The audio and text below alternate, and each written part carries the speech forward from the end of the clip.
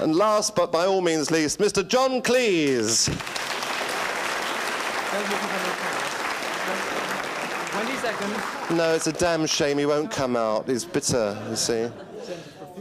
It's what? It's present what? Oh, don't listen to him saying quiet. 10, 9, 8, 7, Monitors. 6, 5, 4, 3.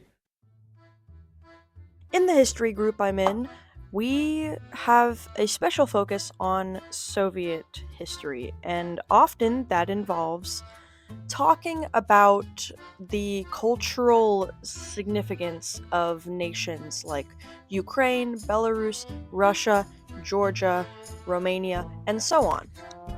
As the Christmas season draws close, we begin to reflect on certain cultural traditions of those nations.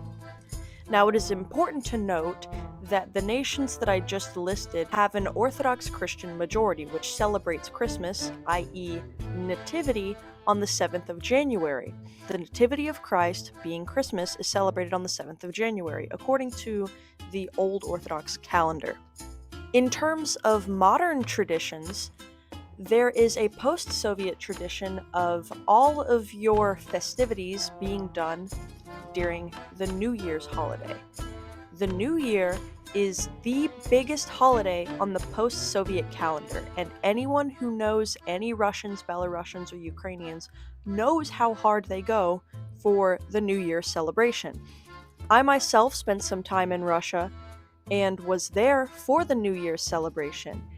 There was the tradition of the New Year's tree, what we would call a Christmas tree. It's the same principle. You bring a pine tree into your house and put ornaments and things on it. And of course, there is whiskey and vodka and champagne galore. And people eat foods like herring in a fur coat and holodets and various other delicacies, candies, cakes, gift giving, the whole thing. Nativity is viewed simply as more of a church holiday.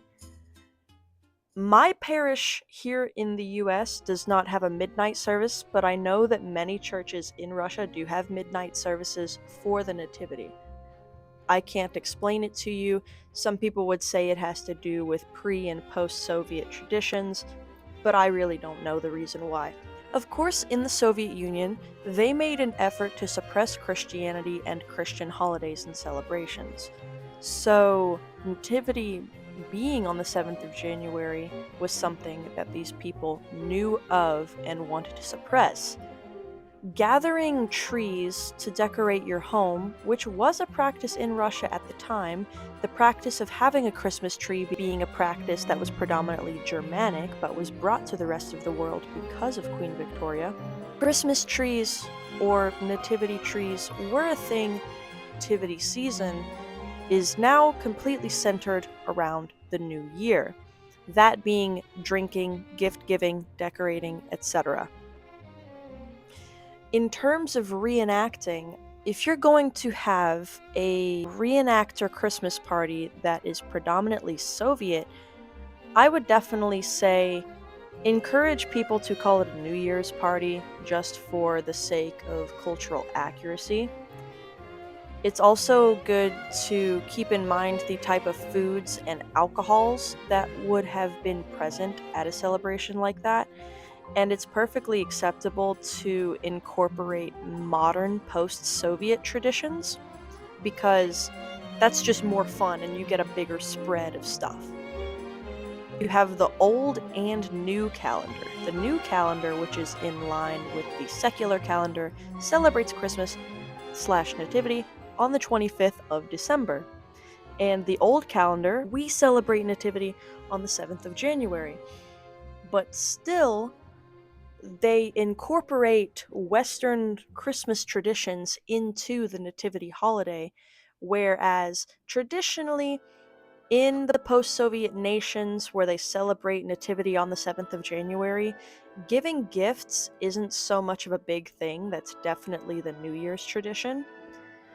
But being in the West, people incorporate Western traditions into the Eastern traditions, and so you have a lot of and give gifts on Nativity.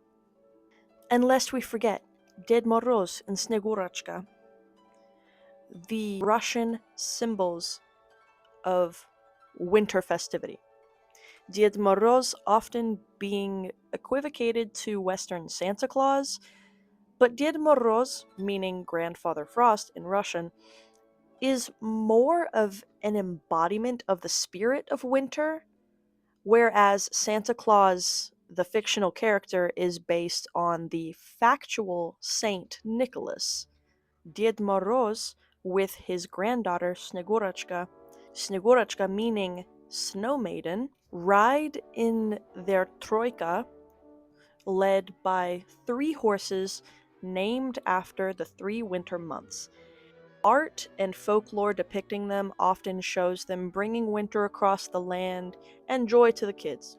Ded Moroz and Snegurachka, or I should say people dressed as them, will come to have a little party for the kids, play some music, pass out some gifts and some treats, and have a good time. I especially wanted to make this video for my Soviet history group as to talk about the different traditions and the cultural context of these things so that they can have a deeper and more in tune understanding of these things.